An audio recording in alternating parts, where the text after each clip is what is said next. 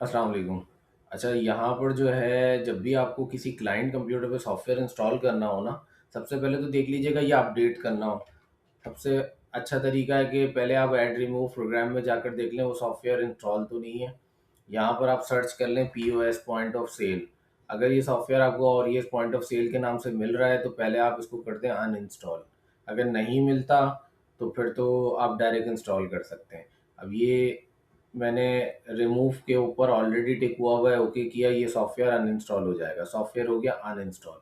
Install करने के लिए आपके पास सेटअप की फाइल जहाँ पर भी मौजूद है ये आप खोलेंगे। खोलने के बाद सेटअप का जो है ना आपको आइकन नजर आएगा, इस पर डबल क्लिक कर दें। ये सॉफ्टवेयर ऑटोमेटिकली आपके सामने एक विंडो लेकर आएगा जिसमें इंस्टॉल का बटन आएगा। इंस्टॉल पे क्लिक कर दें और आपका सॉफ्टवेयर इंस्टॉल हो जाएगा। जैसे ही आपका सॉफ्टवेयर इंस्टॉल हो जाए तो ये दूसरे कंप्यूटर पे आपको ये सेटिंग करनी है। दूसरे कंप्यूटर पे चलाने के लिए ना आपको इसके अंदर ना ये कॉन्फ़िगरेशन फाइल लेकर आनी है। कॉन्फ़िगरेशन फाइल लाने के लिए आप क्या करेंगे, ऑरियस के आइकन पे क्लिक करेंगे। ये नीचे जो आइकन नज़र आ रहा है इस पे क्लिक करें। ये आपसे फाइल पूछेगा। ये फाइल आपकी कौन सी है, क्लाइंट कॉन्फ़िगरेशन के नाम से। ये ओके करके ओपन कर दें। और उसके बाद जो है ना इसमें सेटिंग आ जाएगी नेटवर्क वाली। अब आपकी नेटवर्क वाली सेटिंग आ गई। नेटवर्क वाली सेटिंग आने के बाद अब आप क्या करेंगे, जो भी आपका यूज़र नेम पासवर्ड है वो आप एंटर करेंगे तो सॉफ्टवेयर आपका चल जाएगा। लेकिन इसके लिए आपको इस चीज़ का ख्याल रखना है कि ना दूसरा वाला लैपटॉप जिस पे मेन सर्वर इंस्टॉल है ना वो ऑन होना चाहिए और आपका सॉफ्टवेयर इस तरीके से चल गया है। कल को अगर कोई चेंजेस आती हैं, मैं बोलता हूँ कोई फाइल शेयर करता हूँ कि आप जो है ना सॉफ्टवेयर अपडेट कर लें, तो सॉफ्टवेयर अपडेट करने का तरीका क्या है, आप वापस आएंगे अपने कंप्यूटर पे, ऐड रिमूव प्रोग्राम में जाएंगे, सॉफ्टवेयर को अनइंस्टॉल करेंगे। पीओएस सॉफ्टवेयर सर्च करके अनइंस्टॉल कर लेंगे। अनइंस्टॉल करने के बाद वही अनइंस्टॉल इस पे क्लिक कर दें तो अनइंस्टॉल का ऑप्शन आ जाएगा। अनइंस्टॉल करने के बाद दोबारा से आप सेटअप फाइल चलाएं। सेटअप फाइल चलाने के बाद अगर कंप्यूटर मेन सर्वर से अलग है तो फिर ये वाली फाइल डालिएगा।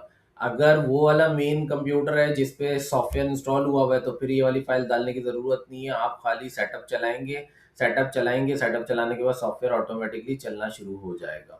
तो ये दो फाइलें जो है ना मैं क्या कर रहा हूँ, उठा रहा हूँ। क्लाइंट कंप्यूटर आपका यानी कि दूसरा कंप्यूटर, जो मेन लैपटॉप है जिसमें मेन सॉफ्टवेयर इंस्टॉल हुआ है ना, उसको मैं मेन सर्वर का नाम दे रहा हूँ। और इसके अलावा जो जो कंप्यूटर सॉफ्टवेयर चलाएंगे ना उसको मैं क्लाइंट कंप्यूटर का नाम दे रहा हूँ। बस ये समझने के लिए आपको आसानी हो जाएगी। यहाँ मैंने ये सेटअप फाइल्स आपकी रख दी हैं, ये संभाल के रख दी हैं। कल को अगर आपके पास कोई तीसरा लैपटॉप भी आता है उसके लिए आप क्या करेंगे, यही वाली फाइलें यूएसबी में उठा के उधर कॉपी करें, सेटअप चलाएं। यहाँ से सेटअप चल जाएगा और ये कॉन्फ़िगरेशन फाइल उसमें इंपोर्ट कर दें। कॉन्फ़िगरेशन फाइल आपको पता है कैसे इंपोर्ट होती है, और ये इसके आइकन पे क्लिक करके। अच्छा, दूसरा और तरीका क्या है कि आप स्टार्ट में चले जाएं, सॉफ्टवेयर इंस्टॉल हो चुका है, ये पड़ा हुआ सॉफ्टवेयर। तो अच्छा तरीका क्या है, यहाँ स्टार्ट में जाके पीओएस पे सर्च करें। सर्च करने के बाद ये आ गया पीओएस। इसके दोनों ऑप्शन को ना यहाँ पर आपने ना टिक होने चाहिए। ये स्टार्ट के ऊपर तो हुआ है टिक, पे आप टास्क बार में भी पिन कर दें तो सॉफ्टवेयर जो है ना आपको डायरेक्टली यहाँ से चलाने का ऑप्शन भी मिल जाएगा। दूसरा स्टार्ट में भी आपके पास ऑप्शन मौजूद है, ये रहा। ठीक है, स्टार्ट में तो ऑटोमेटिक आ जाता है, यहाँ आपको अपना शॉर्टकट बनाना होगा। ये आपका क्लाइंट कंप्यूटर हो गया।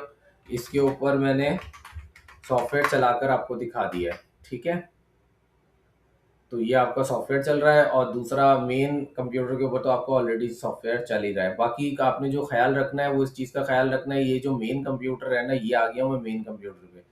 ये बेसिकली आपका मेन लैपटॉप है। इस लैपटॉप की स्क्रीन ऑफ नहीं होनी चाहिए, इसकी हार्ड ड्राइव ऑफ नहीं होनी चाहिए। मैंने ना इसकी पावर सेटिंग जो थी वो मैंने सेट तो कर दी है। इस पावर सेटिंग को यही रहने दीजिएगा। पावर सेटिंग के अंदर आ गए।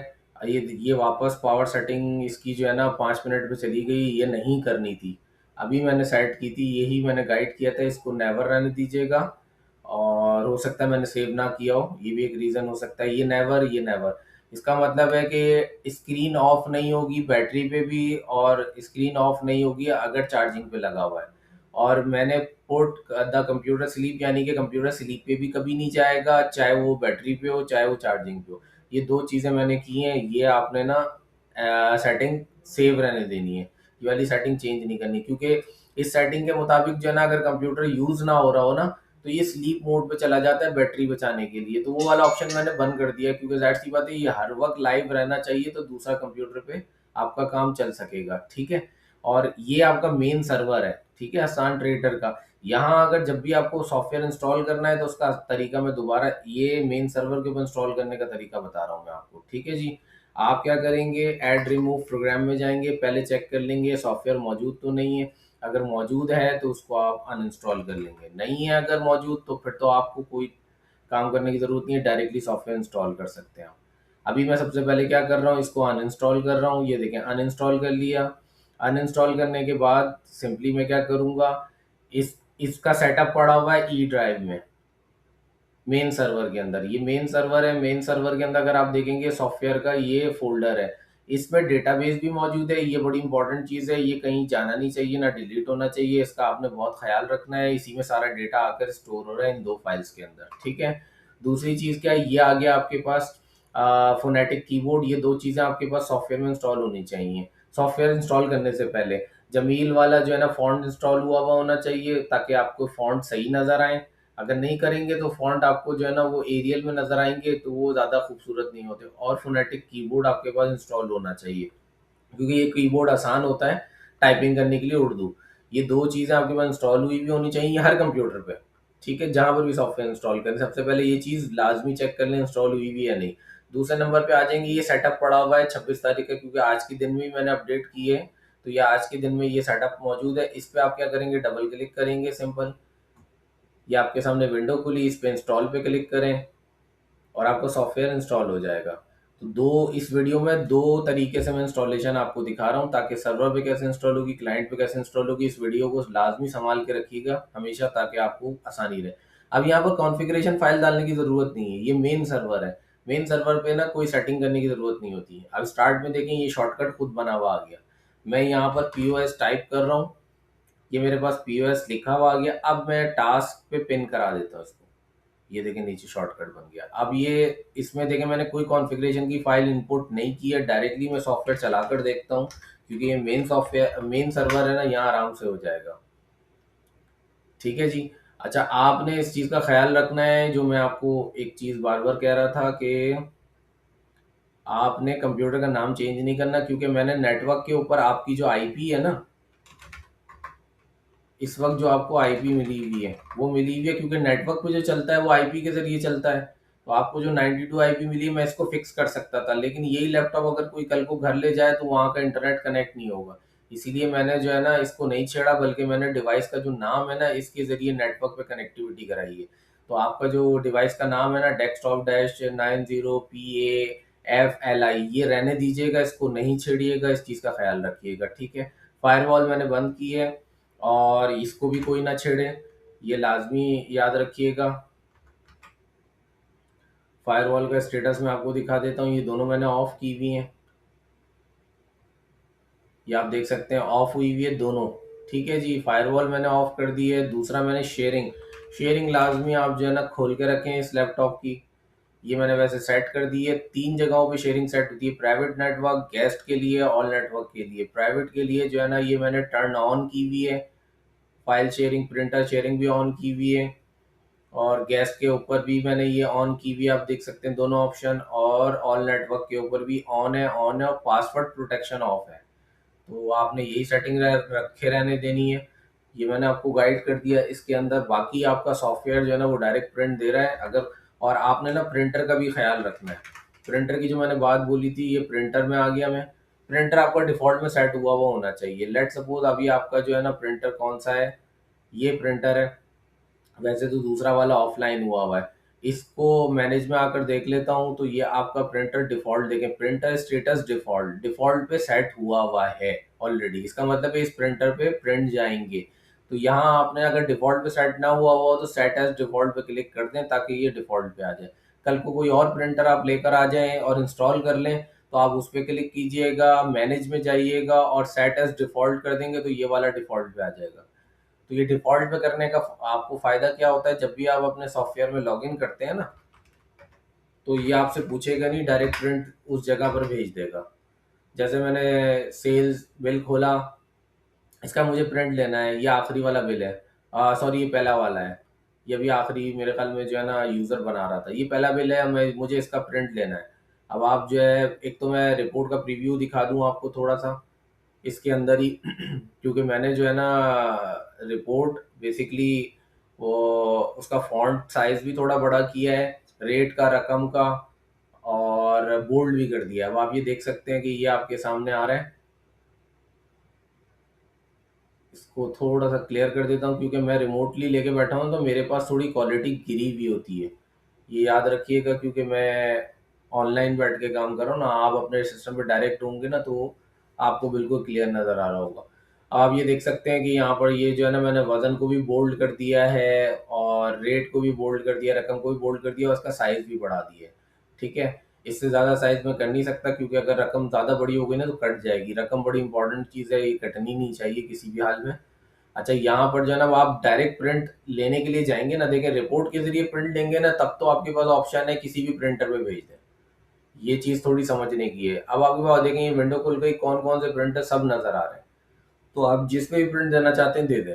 लेकिन डायरेक्ट प्रिंट का जो ऑप्शन होता है ना वो इसलिए रखा होता है कि यूज़र का टाइम बचे, वो डायरेक्ट प्रिंट के बटन पे क्लिक करे और प्रिंट चला जाए। अब जैसे ही मैं इसके ऊपर क्लिक करूंगा ना, ये मुझसे कुछ ना पूछे क्योंकि इतना टाइम नहीं होता यूज़र के पास। ये देखें यहाँ छोटी सी विंडो आई थी और प्रिंट चला गया।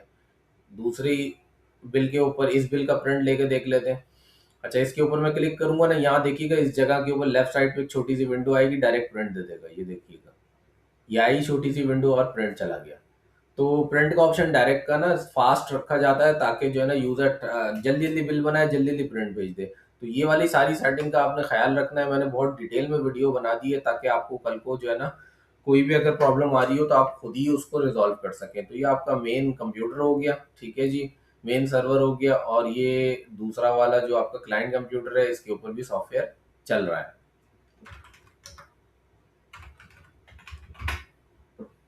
अच्छा, यहाँ पर भी जो है ना आपको प्रिंटर की कोई सेटिंग वेटिंग करने की ज़रूरत नहीं है। आपके पास जो है ना मतलब सॉफ्टवेयर में प्रिंटर की कोई सेटिंग करने की ज़रूरत नहीं है। बाकी आपको अपने कंप्यूटर में प्रिंटर की लाजमी सेटिंग करनी है। आपके पास अगर ये वाला प्रिंटर इंस्टॉल है तो ये डिफ़ॉल्ट पे देखें खुद ब खुद सेट हुआ हुआ है।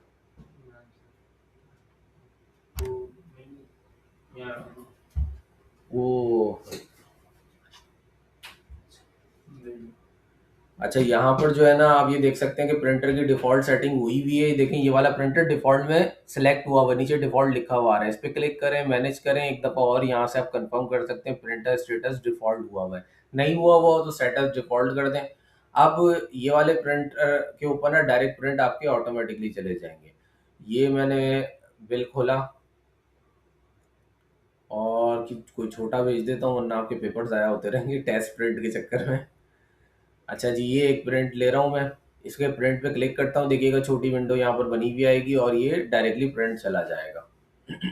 ये देखें छोटी विंडो आई, ये प्रिंट भेज रहा है, ऑटोमेटिकली भेज रहा है। जो डिफ़ॉल्ट प्रिंटर आपने सेलेक्ट किया हुआ ये प्रिंट चला गया, काम ख़त्म। ठीक है जी, तो ये आपकी ओवरऑल सेटिंग कर दी है। जैद भाई तमाम चीज़ें मैंने इस वीडियो में गाइड भी कर दी है क्योंकि मुझे पता है वर्बली गाइड करने में, फ़ोन पे गाइड करने में ना बड़ा मुश्किल होता। इसके बजाय इस मैंने आपको वीडियो के ज़रिए सारी चीज़ें समझा दी हैं। अगेन आखिरी दफ़ा बता देता हूँ कि देखिएगा आपका जो यहाँ पर क्लाइंट पे जो सॉफ्टवेयर रखा हुआ है ना, वो मैंने, अल्लाह आपका भला करे, सॉफ्टवेयर के नाम से एक फ़ोल्डर था, डी में रखा है या